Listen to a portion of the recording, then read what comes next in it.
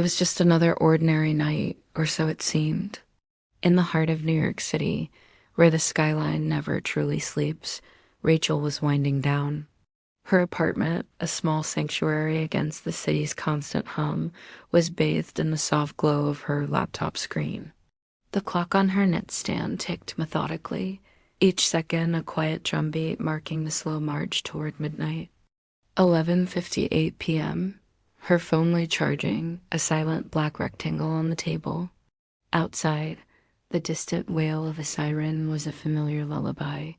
Everything was calm, predictable, ordinary. Until her phone started ringing. The sudden shrill sound sliced through the silence, sharp and insistent. An unknown number. Rachel's heart gave a little jolt. Who would be calling at this hour? Curiosity, mixed with a flicker of apprehension, got the better of her. She answered. The voice on the other end was a distorted whisper, a digital ghost that sent a shiver down her spine. "I know what you did," it rasped, the words hanging in the air like a threat. Her blood ran cold. The caller hung up before she could even form a question. Who was it? What did they know? The ordinary night had just shattered into a million terrifying pieces. Panic began to set in. Her mind raced, replaying the last few weeks, months, even years. Was this a prank? A wrong number? Or something far more sinister? She tried to call back, but the line was dead. A single text message blinked on her screen a moment later. It was a photo. A grainy, poorly lit image of her, taken just moments ago, sitting right there at her desk. She whipped her head around, scanning the dark windows of her apartment. There was no one there, but the proof was undeniable. Someone was watching her, right now. Her sanctuary had become a cage. The familiar sounds of the city now felt like lurking dangers. Every shadow seemed to move, every creak of the floorboards echoed with malice. She was trapped, a pawn in a game she didn't even know she was playing. The distorted voice echoed in her mind. I know what you did. The question wasn't just who was calling, but what secret from her past had crawled out of the darkness to hunt her down. And as the clock finally struck midnight, Rachel knew one thing for certain. This night was far from over. And survival was not guaranteed. If you love a good thriller, make sure to follow for the next part of Rachel's story. You won't want to miss what happens next. Thanks for watching. Rachel stared at the screen, confused. The call was coming. From herself. Her own name, her own picture, flashing on the display. She hesitated for a moment, her thumb hovering over the green button. It had to be a glitch, right? A weird system bug. But curiosity got the better of her. She answered, silence, then a faint crackling sound like a bad connection. She said, hello? And the voice that replied was hers, but not quite. It was shaky, filled with a terror she couldn't comprehend. Rachel, listen to me. Whatever you do, don't leave your apartment. Don't go outside. A chill ran down her spine. This was a prank. A very elaborate, very creepy prank. Who is this? This isn't funny. The voice on the other end grew more desperate. There's no time to explain. Just trust me, I'm you. From just a few minutes in the future. Something terrible is about to happen. Rachel's heart pounded in her chest. She walked to her window, peering down at the quiet street below. Everything looked normal. A few cars passed, a couple walked their dog. You're not making any sense, she stammered into the phone. What's going to happen? The voice whispered, the man in the blue coat. He's waiting across the street. He knows you're leaving. He's been watching you for days. If you walk out that door, he'll... The line went dead, just static. Rachel's breath caught in her throat. She looked across the street again, her eyes scanning the sidewalk. And then she saw him. A man in a long blue coat, standing half hidden in the shadow of an old oak tree, staring directly up at her window. He slowly raised his hand and waved, a chilling smile spreading across his face. Her phone buzzed again. This time it was a text message from her own number. It had just one word: run. What would you do if you were Rachel? How could she escape a threat that already knew her every move? Let me know your theories in the comments below. And if you enjoyed this story, don't forget to like, subscribe, and hit that notification bell for more mysteries. Thanks for watching. Have you ever heard a voice that shouldn't be there? A voice so familiar, yet so chillingly out of place? This is a story about a night that still makes my skin crawl. It was a regular Tuesday, storm clouds gathering outside, the kind that makes the sky look bruised and angry. I was home alone, catching up on some work, with my phone on the coffee table beside me. The landline, an old rotary phone I kept mostly for decoration, suddenly rang. It was jarring, a shrill, piercing sound that cut through the silence. I almost ignored it. Who even uses a landline anymore? But some strange curiosity made me pick it up. Hello? I asked, my voice a little shaky. The line was filled with crackling static, like a bad connection from a million miles away. Hello? Is anyone there? I repeated, a bit louder this time. The static grew, a wall of white noise that seemed to fill the room. I was about to hang up, thinking it was just a dead line, when a voice cut through. It was faint, almost a whisper, but I recognized it instantly. It was my mother's voice. My heart skipped a beat. She lives on the other side of the country. Mom? I said, confused. Is that you? I can barely hear you. The voice on the other end answered, but it was slow, drawn out, each word stretched thin. I you, The connection was terrible.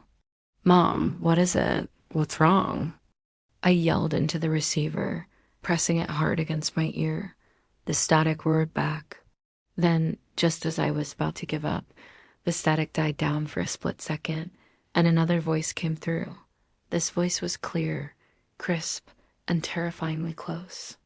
It was my own voice. It whispered a single chilling phrase that froze the blood in my veins. Don't go outside. The line went dead. I stood there, phone still in my hand, heart pounding against my ribs. It sounded like me, but distant, trembling, like an echo from another world. I slowly put the phone down and walked to the window. The storm had broken. Rain was lashing against the glass and the wind was howling. Was it a prank? A crossed wire? Or was it something else? A warning? To this day, I don't know what would have happened if I'd stepped outside that night. But sometimes when the wind howls just right, I think I can hear that whisper again. Thanks for listening, and don't forget to like and subscribe for more stories. Have you ever had that feeling? That prickly sensation on the back of your neck that tells you you're not alone? For Rachel, it started subtly. A misplaced coffee mug, a book she swore she left on the nightstand now sitting on the kitchen counter. Small, insignificant things she brushed off as forgetfulness, the side effects of a stressful week at work. But then the feeling grew. A shadow she'd catch in the corner of her eye, gone when she turned to look. The creak of a floorboard upstairs when she was home alone. Her mind started playing tricks on her, or so she told herself. It had to be just stress. Then came the phone calls. No voice on the other end, just static-filled silence. The first time she hung up, annoyed. The fifth time, her heart hammered against her ribs. She started locking her doors the moment she got home, triple-checking them before bed. She drew the curtains tight, shutting out the world, but the feeling of being watched only intensified. It was like the walls of her own home were closing in, the silence no longer comforting, but filled with an unspoken threat. She was a prisoner in her own sanctuary, haunted by an unseen presence. Tonight it escalated. A call, but this time not silence. Just a single soft breath on the other end, a chillingly intimate sound that made her blood run cold. She dropped the phone, breathing heavily, her eyes darting toward the window. That's when she heard it. Faint footsteps echoing on the empty street below. Slow, deliberate. They stopped directly beneath her apartment. She froze, her breath caught in her throat.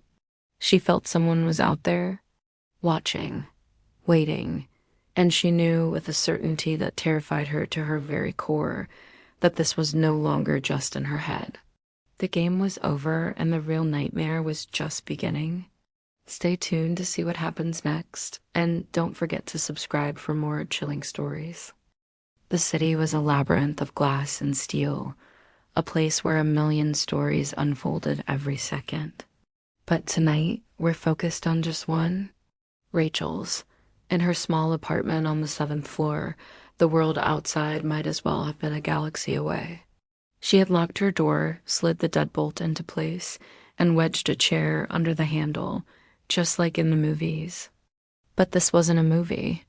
Her hands trembled, not from the cold, but from a deep, primal fear that had taken root in her soul.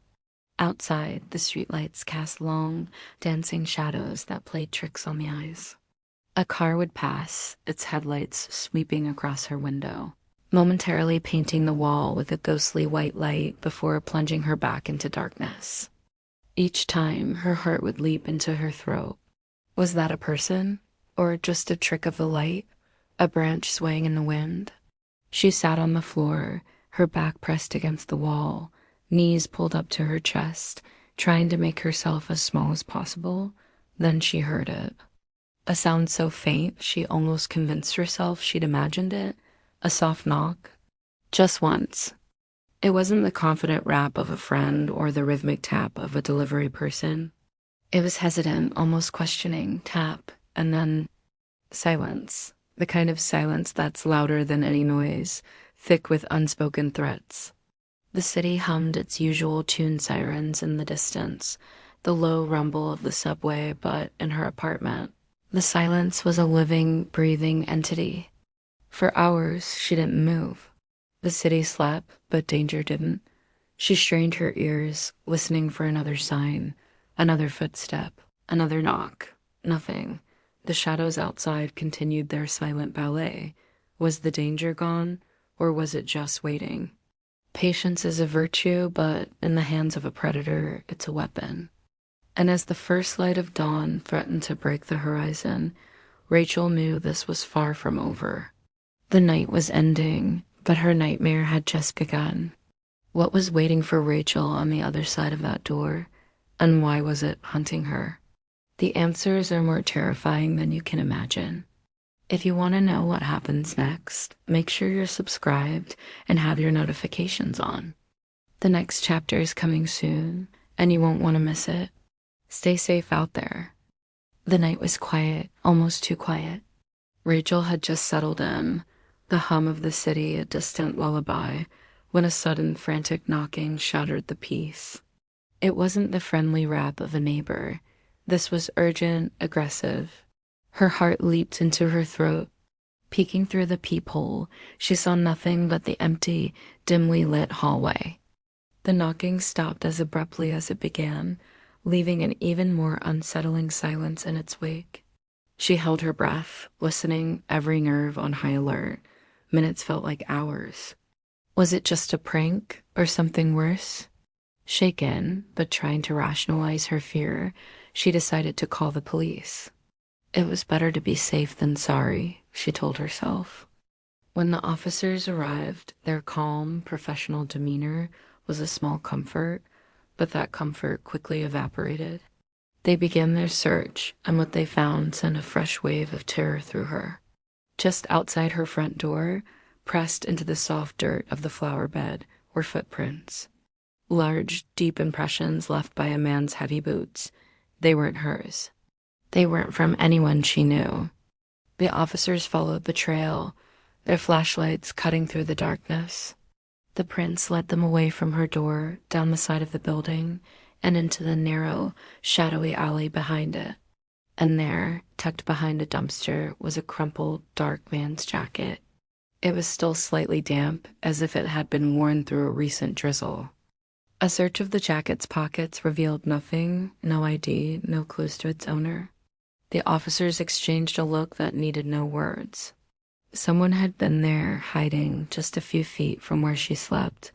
The next morning, the call came. One of the officers from the night before was on the line. They had run the prints and canvassed the area. "Ma'am," he said, his voice grave, "we believe the man who was outside your apartment last night is a wanted fugitive. He was spotted in your area, and we think he was looking for a place to lie low." The world seemed to tilt. A wanted criminal had been hiding nearby all night, his presence marked only by a few muddy footprints and a discarded jacket. The knocking, the silence, the discovery, it all clicked into a terrifying picture. He had been right there, at her door. What would have happened if she had opened it? The thought alone was enough to make her blood run cold. She had been inches away from a predator, separated only by a thin layer of wood and a deadbolt. Have you ever had a moment so real you could feel it in your bones, only to be told it never happened? Imagine this. You're sitting at home, maybe watching a movie, when the phone rings. An unknown number. You hesitate, but something urges you to answer. The voice on the other end is frantic, desperate. It's a plea for help. They give you a name, an address, and then the line goes dead. Your heart is pounding. You know you have to do something, so you call the police. When they arrive, you recount the story, the panic in the voice still echoing in your ears. They listen patiently, their faces a mixture of concern and skepticism. "Can we see your phone, ma'am?" one of them asks. Of course, you think. The proof is right there. You hand over your phone, confident that the call log will back up your story. You watch as the officer's thumb swipes across the screen, his eyes scanning the list of recent calls. You wait for the nod of confirmation, but it never comes. Instead, he looks up, his expression unreadable. He turns the phone back to you, the screen glowing in the dim light. You look down, and your stomach drops. The call log is open, but it's empty. Where the unknown number should be, there's just nothing. It's as if the call was wiped from existence. The officer asks, "Are you sure you received a call?" And you start to question everything, but the call, it never existed. No number, no record, no trace. You try to explain, your voice trembling, "But I heard them. They needed help." The police are polite, but you can see the doubt in their eyes. They suggest you might have been dreaming, or maybe it was a prank that didn't register on your phone. They leave, and you are left alone with the silence and the chilling memory of a voice that was never there. How can you prove something that left no evidence? How do you save someone when the only proof you have is your own fading sanity? This is just the beginning of the mystery. What really happened that night? To find out, make sure you subscribe and turn on notifications so you don't miss the next part of the story. Thanks for watching. Ever feel like you're being watched, not by a person, but by technology, like your own phone knows something you don't? That's the chilling reality for Rachel. Her story begins on a Tuesday night, just like any other. The city hums outside her window, a familiar lullaby of distant sirens and late-night traffic. Inside, Rachel is trying to erase a memory. A phone call she wishes she never made. With a determined press of her thumb, she navigates to her call history. There it is. A number that makes her stomach clench. She hits delete, then delete all. A small, hollow victory. She breathes out, a sigh of relief that gets caught in her throat. She wants to forget. She needs to forget. She places the phone face down on her nightstand, the glass cool against the wood. The screen goes dark. For a moment, there is peace. Just the hum of the city, the soft glow of her bedside lamp. But then it happens. A flicker. The screen, which should be black and lifeless, suddenly illuminates the room in a flash of cold blue light. It's so fast she almost thinks she imagined it, but her heart is already hammering against her ribs. She reaches for the phone, her hand trembling slightly. She turns it over. The screen is dark again. Was it just a glitch? A power surge? Phones do weird things sometimes, right? She tells herself that, trying to calm the frantic drumbeat in her chest, but then it happens again. Another flicker, this time longer, more deliberate. And in that split second, frozen on the screen, is the very thing she just tried to erase from existence. The number. Her number. And under it, two words that make the air in her lungs turn to ice. Incoming call. How is this possible? She deleted it. She watched it disappear. There's no logical explanation. The phone isn't ringing. There's no vibration. It's just a ghostly image, a digital echo of a call that shouldn't exist from herself. Her mind races, desperately trying to find a rational answer. Did she mistap? Is the phone malfunctioning? But this feels different. This feels intentional. This is where the story truly begins to unravel. Was it a simple glitch in the system? A warning from someone who knows her secret? Or something far more impossible, far more terrifying? Could it be a message from herself, from another time? A version of Rachel trying to break through the fabric of reality to tell her something? What if deleting a memory doesn't actually destroy it? What if it just sends it somewhere else? Somewhere it can call back from? Every time she tries to forget, the call returns, more persistent, more demanding. It's a ghost in her machine, a phantom of her own making. The phone is no longer a tool. It's a cage, trapping her in a loop of her own past. This digital haunting pushes Rachel to the brink. She starts questioning everything, her sanity, her reality, the very nature of time itself. She can't escape the call because she can't escape herself. Each flicker of the screen is a reminder, a piece of a puzzle she is terrified to solve. The answer isn't in the wires or the code. It's buried deep within her, in the memory she tried so desperately to bury. What really happened during that phone call? And what will happen if she finally decides to answer? Some mysteries don't want to be solved, they just want to be remembered. Find out what's on the other end of the line, only on the hidden chapter. Thanks for watching, and don't forget to subscribe for more mysteries that will keep you up at night.